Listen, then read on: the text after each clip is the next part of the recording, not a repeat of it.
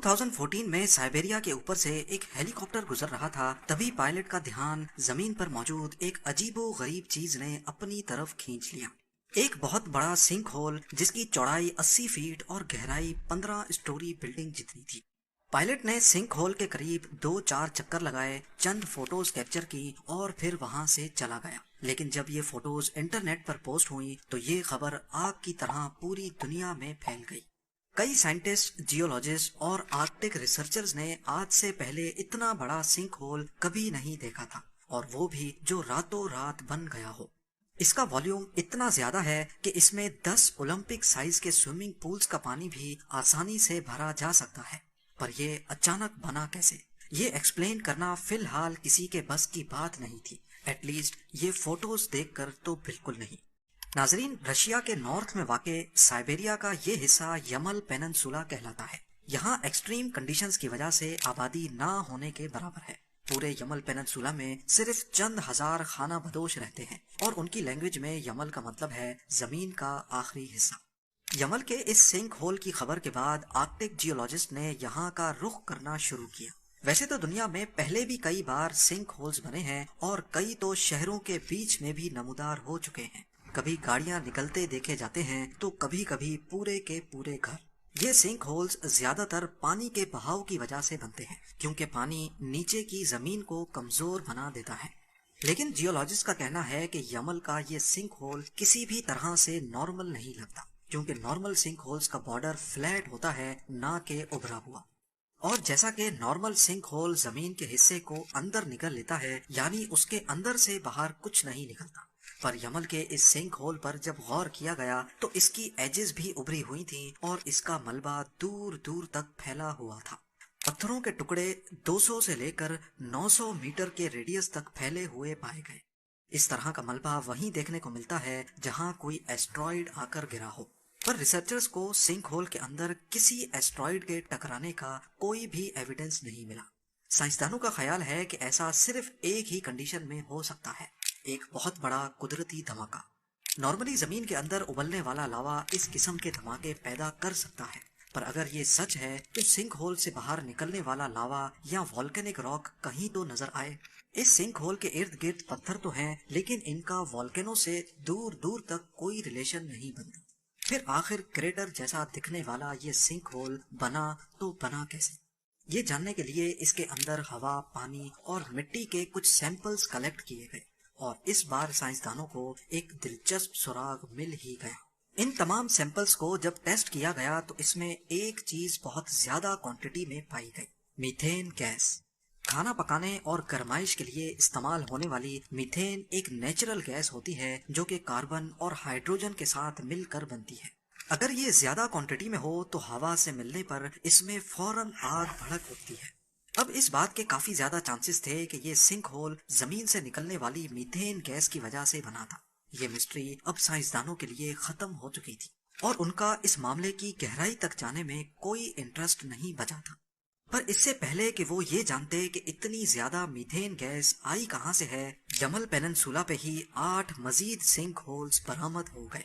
ये सारे sink holes भी सेम उसी तर्ज के बने हुए थे कि जैसे यहाँ कोई धमाका हुआ हो। जब सैटेलाइट इमेजेस में देखा गया तो मालूम पड़ा कि 2014 के बाद यहाँ एक के बाद एक सिंक होल्स बनते जा रहे हैं। तेजी से बनने वाले सिंक होल्स आखिर किस चीज का इशारा दे रहे थे? साइंसदान ये जानने के लिए अब फिक्रमंद होने लगे।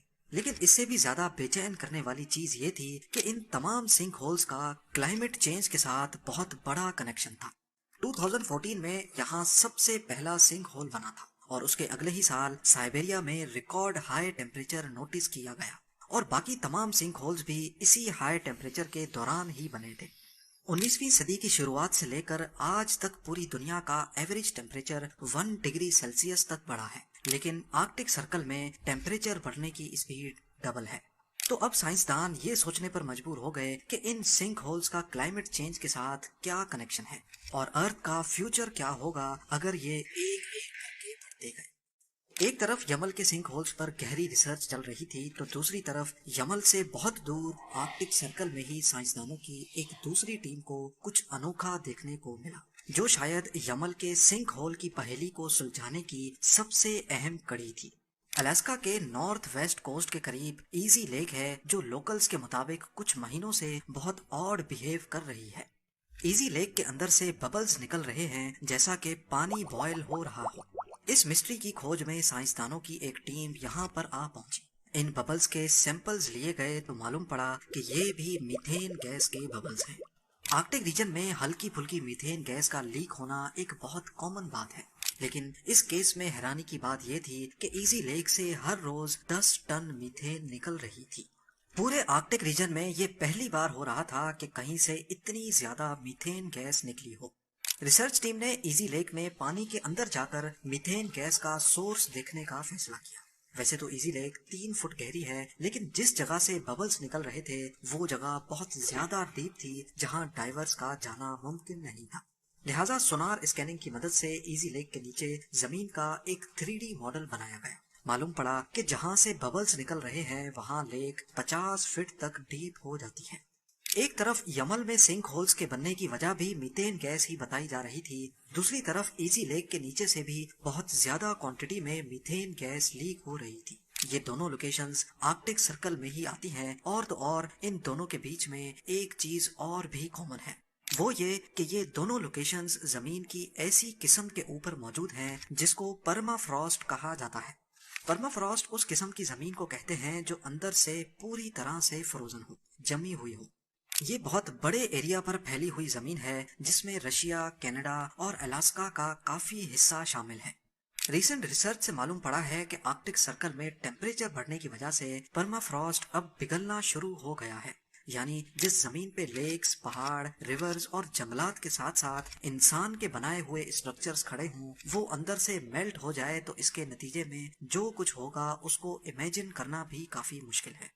پرما فراسٹ کی میلٹنگ کا ثبوت ایزی لیک سے 600 کلومیٹر دور الاسکا میں فاکس ٹاؤن کے قریب جنگلات میں چھپا ہوا ہے۔ یہ جنگل بھی پرما فراسٹ کے اوپر موجود ہے، جہاں لوکلز نے نوٹس کیا ہے کہ جنگل کے درخت اچانک سے ایک طرف کو جھک گئے ہیں۔ ایسا معلوم ہوتا ہے کہ جیسے ان درختوں کی جڑیں کمزور ہو گئی ہوں۔ اس کے علاوہ جنگل میں ڈیپ جانے پر معلوم پڑا کہ یہاں کی زمین بھی دھسی ہوئی ہے اور ایک عجیب سا سوراخ زمین میں بن چکا ہے۔ اس سوراخ کے اندر پانی گرنے کی آواز لگاتار سنائی دیتی ہے، جبکہ آس پاس نہ کوئی پانی کا چشمہ ہے نہ ہی کوئی لیک۔ یہ اتنا بڑا چینج کئی صدیوں سے نہیں ہو رہا، بلکہ یہ سلسلہ صرف 2018 کے بعد سے شروع ہوا ہے۔ پر سوال یہ ہے کہ پرما فراسٹ کے پگھلنے کا میتھین گیس اور یمل کے سنک ہول سے کیا کنیکشن ہے؟ اس چیز کو سمجھنے کے لیے فیر بینک الاسکا میں پرما فراسٹ کے اندر ہی ایک ٹنل کھودا گیا۔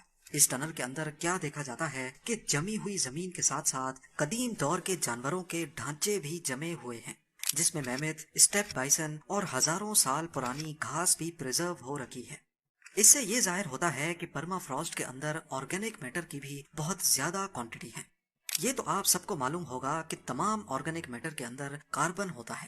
جیسے جیسے پودے اگتے ہیں تو وہ ایٹماسفیئر میں سے کاربن ڈائی آکسائڈ ایبزارب کر لیتے ہیں، اور جب یہ مر جاتے ہیں تو ڈی کمپوزیشن کے دوران ان میں سے کچھ کاربن واپس ایٹماسفیئر میں ریلیز ہو جاتا ہے۔